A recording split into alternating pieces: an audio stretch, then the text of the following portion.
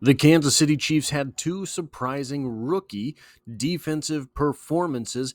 Here we are. Welcome back. This is the Rookie Recap Show, a weekly feature going over the rookie performances for the Kansas City Chiefs in this past week's game. And we will start, as we have most weeks this season, with Xavier Worthy, who played 42 snaps, 8 targets, 3 receptions, 19 yards, 1 carry, and 5 yards on the season. That gives him 258 snaps, 29 targets, 15 receptions, 198 yards, 2 touchdowns, 10 first downs. I think that is an important stat to start watching with Xavier Worthy, the first downs that he is accruing over the course of this season. 7 carries, 47 yards, 2 touchdowns, and 2 more first downs. This gives him 22 touches, 245 yards, and 4 touchdowns. A stunning parallel with Rashee Rice last season. The stunning parallels with Rashee Rice's 2023 performance are week by week now. So we'll get into that in just a second. But on 22 total touches, Xavier Worthy has 4 touchdowns and 12 first downs. This is a stunning amount of production for the Kansas City Chiefs. Maybe not the most yards, maybe not the most receptions, maybe not the highest percentage of catches, but 22 touches, 16 first downs or touchdowns. Now, this 245 yards that he had, that's the same that Rashee Rice had through the first 7 games of his rookie season. They came in a much different fashion, and I'm not subtracting the 3 rushing yards that Rashee Rice lost during his rookie season, but I think that that's a fair way to do things. 28 targets, so through the first 7 games, Xavier Worthy has 1 more target, but he has 6 fewer receptions, and he has 47 fewer receiving yards, but the same amount of receiving touchdowns. The added element brought to the table by Xavier Worthy gives him not just the extra rushing yards, but he's on the field more often, 258 snaps through the first few games of his rookie season, approaching the midseason mark, I should say, compared to 158 by Rashee Rice. He is being thrust into more action for the Kansas City Chiefs than was Rashee Rice, but Rashee Rice was put on the field in order to be targeted by Patrick Mahomes. 158 snaps, 28 targets. That's basically 1 in 6 snaps he was on the field. He was getting a target versus 22 total touches for Xavier Worthy on 260-ish snaps, right? Now, here's the interesting thing to watch going forward. It was at this point in Rashee Rice's rookie season that he really started to take off. It was at this point in Rashee Rice's rookie season that he became basically the de facto number 1 wide receiver in Kansas City. What will Xavier Worthy be able to do in his rookie season? Will he be able to match that jumping off point for this offense? 3 receptions, 19 yards. That's not the greatest performance. 4 touches, 24 total yards, not the greatest performance. That was the week corresponding to the very first game that Rashee Rice was kind of the man here in Kansas City. So it'll be interesting to see the learning curve for Xavier Worthy and how much the offense trusts him to do with the ball in his hand versus just being on the field. His presence on the field has changed things for the Kansas City Chiefs, whether he's getting targeted or not. You have to account as a defense for that type of speed.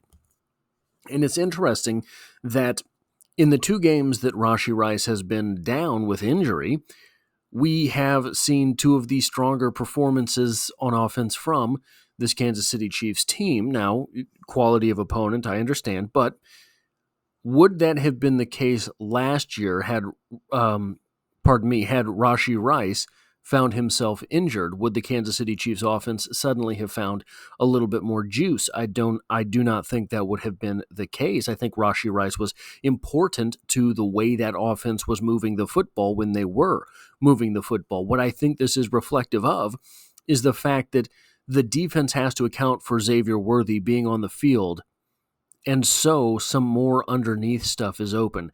And so pre-snap motion has a bigger effect on the defense. So even though Xavier Worthy is getting the ball on a far lesser percentage of his snaps, he is having a bigger impact than was Rashee Rice, in my opinion, not touching the ball in his rookie season.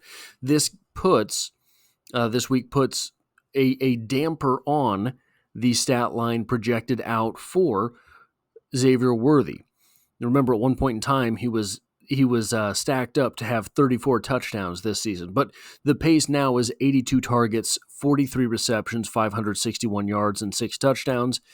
This would be a mixed stat line for the Kansas City Chiefs. I think the receptions and the touchdowns are absolutely what they would want out of Xavier Worthy. I think the yards are short of what they would want, but he's also on pace for 20 carries, 133 yards, and 6 touchdowns, giving him a pace for 63 total touches, 694 yards, and 12 touchdowns. That touchdown total would be phenomenal. I don't think the Kansas City Chiefs are counting on that. I think the yards are right around what the Kansas City Chiefs wanted for Xavier Worthy. Now, moving on to Carson Steel.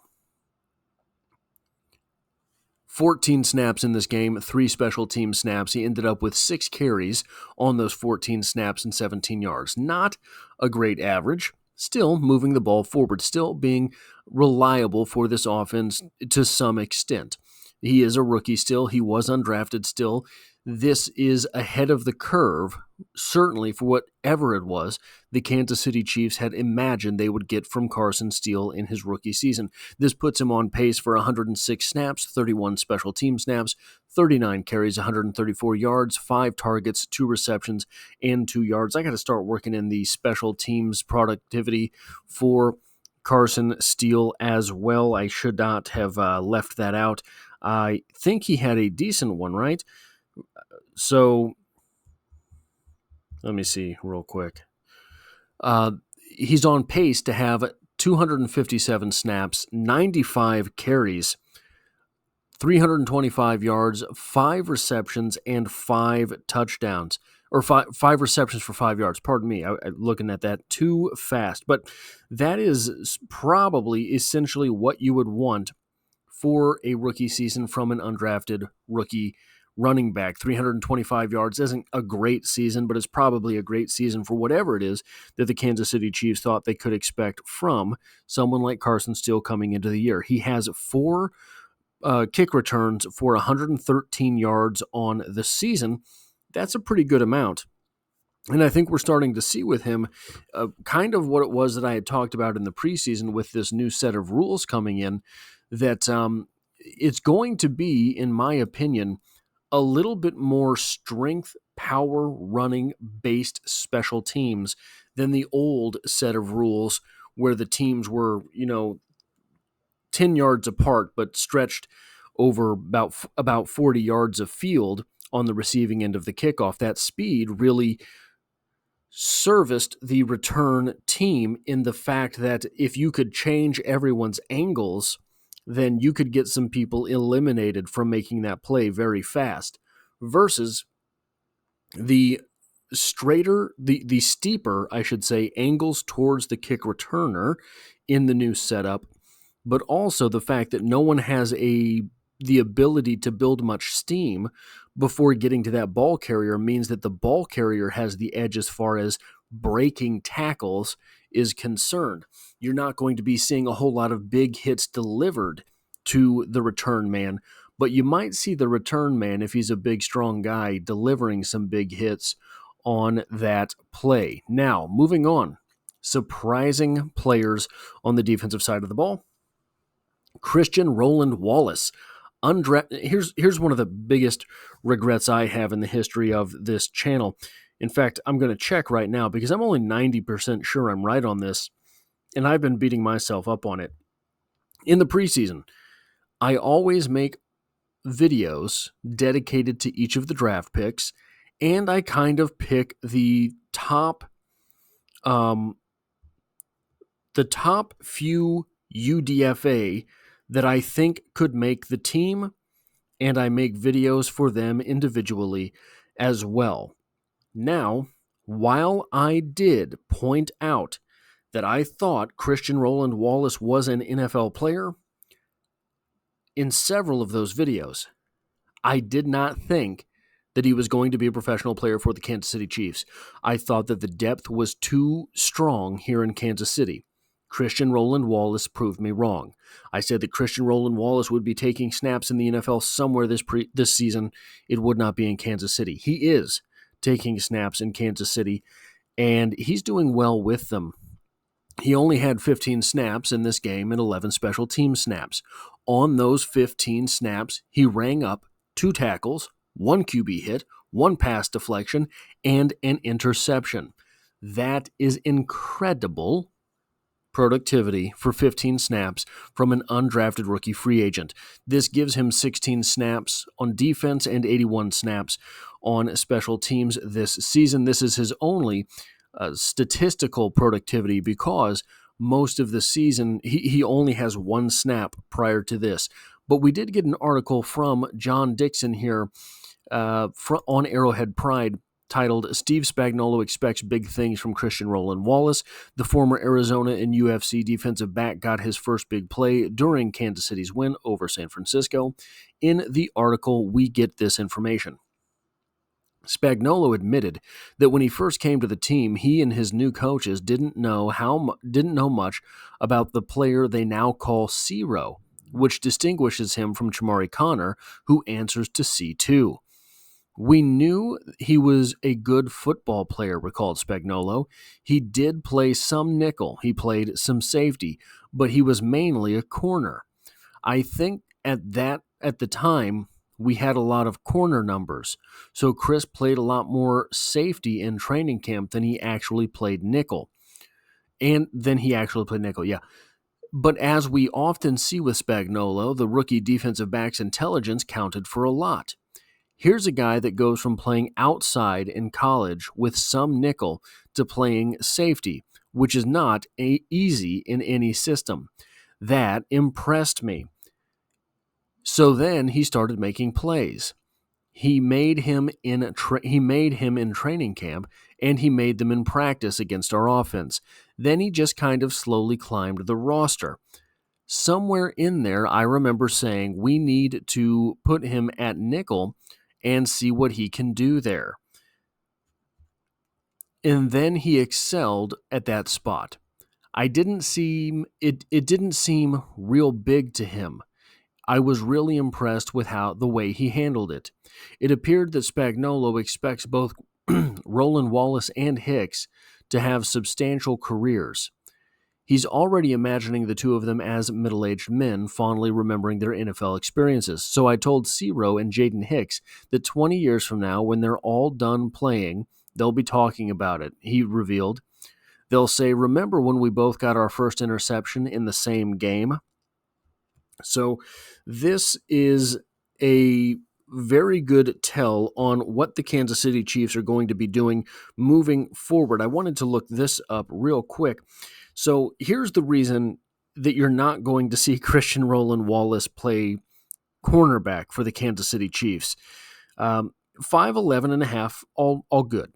201 pounds plus a size for a defensive back. 32.5-inch arms, that's a good thing. 4.64 40-yard dash. He's a safety in the NFL. I think that the article states, he will play some nickel. I think what we're probably going to end up seeing, if neither Najee Johnson or Joshua Williams steps up at the corner position, we could see Chamari Connor playing some corner.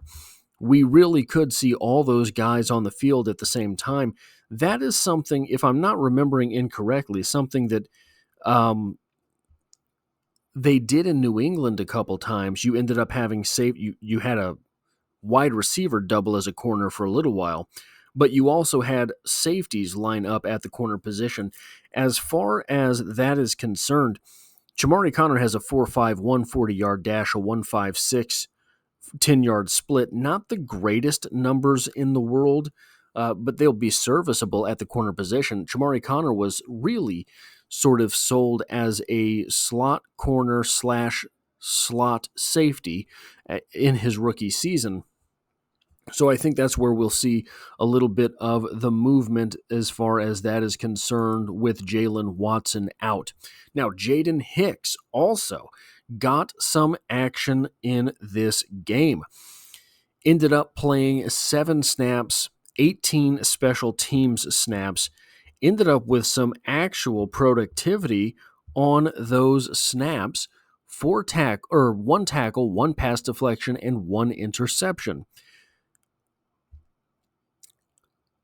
Ended up with 20 snaps so far on the season, 115 special team snaps. He's contributed 4 tackles, 1 pass deflection, and an interception, both of them getting their first interceptions in the same game.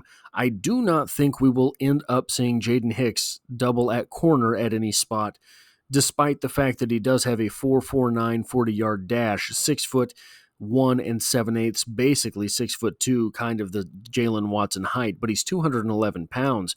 I think that 37.5-inch vertical, he's an explosive guy, 10-foot, 2-inch broad jump, but I don't know if he really has the wiggle to double at corner the way I think Chamarri Conner does. Whether or not I'm right about that, who knows? I do think that there's also some bit of being overblown with the Kansas City Chiefs not willing to play Joshua Williams, despite the fact that Joshua Williams has played tons of cornerback snaps for the Kansas City Chiefs. So that's kind of it with the regular team's production for the Chiefs as far as the rookies are concerned from last week. Hunter Nourzad also saw the field for 4 plays of special teams. This gives him 29 special team snaps on the season. Kingsley Suamataia also played 4 special teams snaps, which gives him 114 offensive snaps and 27 special teams snaps on the season. So I do believe that we will see both Hunter Nourzad and Kingsley Suamataia on the field at some point for the Kansas City Chiefs in the not-too-distant future. I think that it's possible, especially with the acquisition of a new wide receiver, that at some point the Chiefs start to get a little bit of breathing room in some of these games and decide that, especially this season, especially with the injury profile that this team has put up there, that getting your offensive lineman off the field for a few reps per game is going to make a whole lot of sense. I think that we should start to see a whole lot fewer of the starting offensive linemen grace the field for special teams at all. The Kansas City Chiefs do have quite a few backup linemen on the roster, CJ Hansen included, but CJ Hansen has not seen, I don't think he's seen a single snap this season, even on special teams. Then you have Mike Caliendo as well. You have nearly an entire offensive line as backups. So I think that the Kansas City Chiefs would do well. In fact, you do have an entire offensive line as backups because you have Ethan Driscoll out there on the regular the roster, the 53-man as well. So I do think that we will likely see more rotation on the offensive line this season than we have in the past. I think that it's possible we end up with it looks right now that the Kansas City Chiefs are in command of the division at least, and possibly would have a number 1 seed wrapped up for the Kansas City Chiefs sort of, what would you call it? You'd call it a yearly second bye week, I guess, a celebratory bye week at the end of the season for these Chiefs. Now, here's the interesting thing to talk about with this rookie class as far as what is going on the field. Not a whole lot of contributions. We can see that. Xavier Worthy's right now the only guy getting stats on a weekly basis. We thought we might see it with Carson Steel. I thought we were going to see it with Jaden Hicks heading into the season, but now even Christian Roland-Wallace is out snapping him. But I don't think that is necessarily something about which we should be upset. I was pulling up the numbers for Chamari Connor on this in correlation with Jaden Hicks, but now Jaden Hicks has played so little defense that it doesn't really make sense to compare him to anyone. But Chamari Connor played sparingly in his rookie season as well.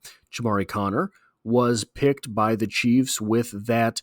He was not the 32nd pick, but the Chiefs were picking 32nd overall in every round of that draft because they had already won a Super Bowl. This rookie class is being thrust onto a team that won back-to-back Super Bowls. That anyone is accumulating snaps and counts is kind of miraculous.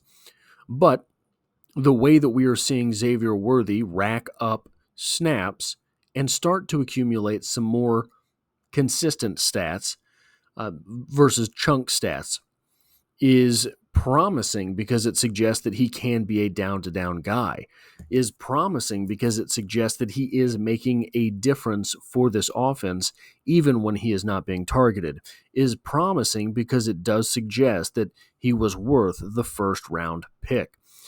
The fact that two of the other players that are actually playing meaningful football for the Kansas City Chiefs were undrafted rookie free agents is also a testament to the front office.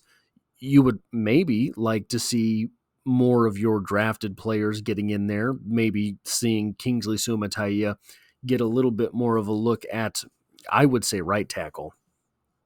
I think that he is a left tackle, but getting him on the field over old boy at right tackle, Jawan Taylor, would maybe make some Chiefs fans happy. Here's the thing with Jawan Taylor. He's not terrible when he's not being called for penalties. That's the big hang-up. Anyway, this rookie class, I don't think you can call it a disappointment yet, despite the fact that they're not racking up stats, despite the fact that they're not racking up snap counts, despite the fact that a few of them aren't even playing special teams. So I do think that this rookie class is primed to be productive. It just has not yet been. That is all I have for this video. If you like or appreciate what it is that I do here, hitting a like button really does help me out as it tells YouTube to share this video with other Kansas City Chiefs fans. And if you find yourself here by chance but not design, the Kansas City Chiefs are the only thing I talk about, dropping multiple videos every single week, and I hope to have you back for the next one.